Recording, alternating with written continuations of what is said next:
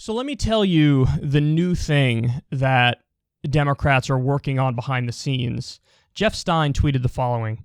New Schumer-Sanders reconciliation package being prepped by Dems expected to include Medicare to 60, expansion of Medicare to cover dental, vision, and hearing, sources say, confirmed $6 to $10 trillion number reported by Marianne Levine and Burgessev.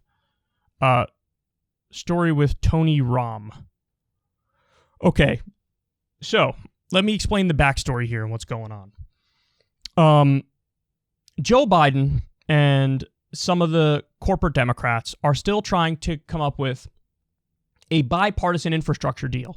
They originally were working with Shelley Moore Capito. Those talks fell apart. Now they're not working with her. They're working with Mitt Romney and some others. So there are still talks going on. The price tag for the bipartisan bill is looking like between $500 billion and $900 billion. I mean, that's honestly nothing. In order just to upgrade the infrastructure, you need about 4.6 or 4.7 trillion. So it's really a joke. It's a drop in the bucket. There are other problems with it too. Like, for example, one of the ways that they fund this new infrastructure deal is with a gas tax and a tax on electric vehicles. Now, you might hear that and say, oh, I guess that's good for climate change. The problem with that is it's what's called a regressive tax. Namely, they're going to tax working class people as opposed to taxing the rich, who've gotten tax cut after tax cut after tax cut and are running out the back door with all the money in the country. So they do a regressive tax, which, by the way, hilarious. The Republicans who are involved in this infrastructure deal are like, that's a tax I can support, a regressive tax on working people. What happened? I thought you guys were for tax cuts. They're not for tax cuts for you. They're not for tax cuts for regular Americans. They're only for tax cuts for the wealthy. And they're showing that here. And there are other problems with the bill, too. Like, apart from being really, really cheap, it's basically a Wall Street giveaway. They want to do public-private partnerships, which are just a ruse to help out private industry, to subsidize private industry. And I'm not okay with that, and you shouldn't be okay with that either. So the bill is really, it's a farce. I mean, we were originally talking about $6 trillion, and now we're all the way down to 500 and something billion or 900 billion. I mean, it's a joke. It's an absolute joke. So anyway, a lot of Democrats know this makes us look ridiculous. So what did they decide to do? Hey, what if alongside the bipartisan infrastructure deal, we do a partisan reconciliation deal? We start crafting a partisan reconciliation deal.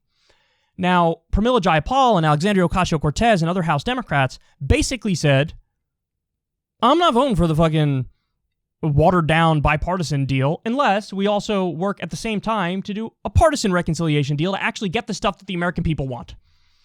Now, at face value, you look at that and you go, oh, look, they're fighting. It looks like they're fighting for the American people. Finally, finally, finally. Now, maybe Democrats are trying to use this as some leverage in the other negotiation. You're more likely to scare Republicans into doing the bipartisan infrastructure deal if you're threatening the partisan infrastructure deal. I don't know exactly what their logic is in doing this. But what I will say is, at the end of the day, I don't think it's getting anywhere, man. I don't think it's getting anywhere. And here's why.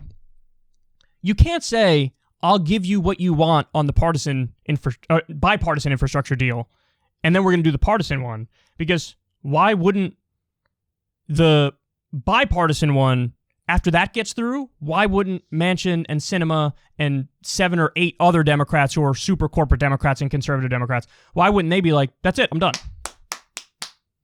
They could even tell you, oh yeah, sure, we'll do the bipartisan one, and then I'm very interested in this partisan one. Maybe I'll be for it. And then why wouldn't they just pass the bipartisan one, the shitty one, and then turn around and be like, oh, I don't want to do this one anymore. So in other words, you can get their word beforehand, but that comes to naught. That doesn't mean anything. You're going to trust Joe Manchin or Kyrsten Sinema or any of the other corporate Democrats, and I haven't even mentioned any of the corporate Democrats in the fucking House of Representatives.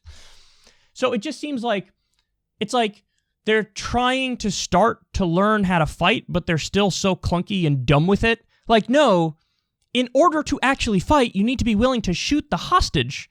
So in other words, you say, I'm just not voting for a bipartisan deal.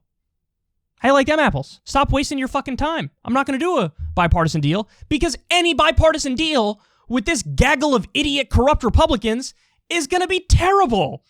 It's going to have regressive taxes in it. It's going to strip out all the tax increases on the wealthy. It's going to be a private-public debacle, scam, ruse, giveaway to private industry. Why would you even entertain that? Why would you even entertain that? Of course, look at how Joe Manchin usually does it. Why are you not doing the equal opposite of what he does? And put pressure on Biden, put pressure on the White House. Hey, listen, if you want any deal at all, it's going to have to be a partisan deal. And you're going to have to do everything you have in your arsenal to get Manchin and Sinema and the 7 or 8 other Democrats to fall in line and support you. So, I mean, that's what you have to do. So, I don't think this is going to go anywhere. I think it's actually kind of silly. I think it shows how it's always a half-assed, weird attempt to fight for the left flank of the Democratic Party. And listen, do I like that they're crafting this reconciliation package to try to push through with 51 votes in the Senate? I do like it, but I don't want to lie to you guys like every media outlet is doing and say like, oh yeah, now Medicare at 60 is totally going to be in there. No way it's going to be in there. No way. You're not going to hold Manchin. You're not going to hold Sinema. You're not going to hold the 7 or 8 other Democrats in the Senate, to say nothing of what's going on in the House. You're not going to hold them unless Biden really does a full reversal and learns how to fight and learns how to twist arms and learns how to act like Lyndon Johnson and does the carrot or stick approach. And by the way, I'm not married to just being tough on him. I'll give him whatever the fuck he wants if he votes for the agenda. This is what has to be done. And so, but I don't want to lie to you guys and be like, oh yeah, Medicare at 60 is going to make it through.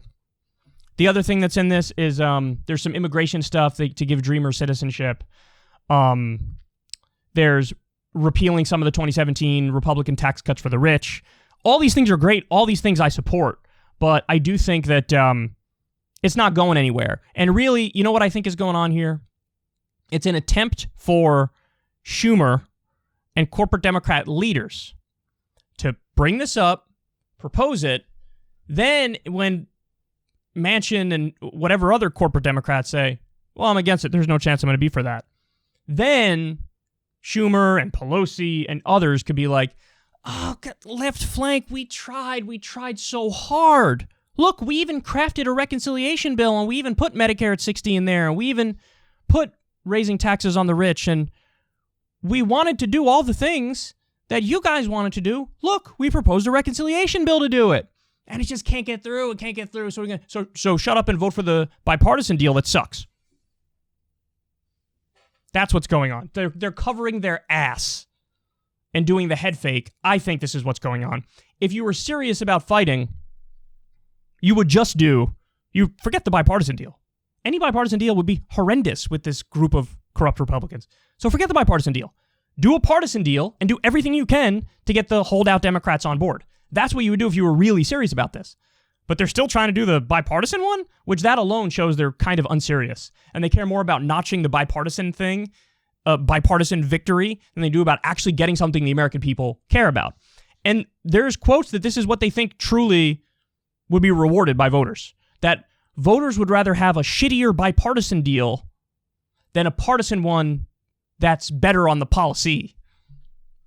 This is what they actually think, or this is what they say behind closed doors. And again, that just shows you how stupid they are. I mean, that's just stupid. Nobody has ever said, no, I will not support raising taxes on billionaires because it wasn't passed in a bipartisan way. Polls show even Republican voters want to raise taxes on billionaires. So it is bipartisan in that sense. People would love it. Doesn't matter who. Most Americans would love it. But they don't look at it like that. And so here we are. So anyway, I guess it's good that they're pushing this, but I think it's really a ruse for Schumer and the corporate Democrats to pretend like they tried to then turn around and say, well, now you guys feel bad for us, right? So please vote for this bipartisan deal because it's the best we can do. How many times have we heard, it's the best we can do, and the best they could do is terrible. Terrible. So I don't know how many times I can say this, but the left flank in the House and the left flank in the Senate need to learn that they're getting played and need to learn how to fight and need to learn how to apply pressure. And if at the end of the day, they do learn how to do it, but Biden still is the stubborn one who's in the way, at least then all of my commentary would be blaming them, would be blaming Biden. But my commentary is not that, because I think it's so easy to play the nominal left-wing Congress people. And I think this is another example of them getting played. So anyway, I don't think there's any chance the bipartisan thing gets through and then the partisan thing gets through, but this is the pipe dream that they're holding on to, and these are the details of it. If you want to see me and Crystal Ball interview legends like Noam Chomsky, Cornel West, and more, subscribe to Crystal Kyle and Friends on Substack. $5 a month gets you the video version a day early. Remember, we take 0 ad dollars for this podcast. Or you can sign up on Substack for free and get the audio version a day later. Link in the video description box below.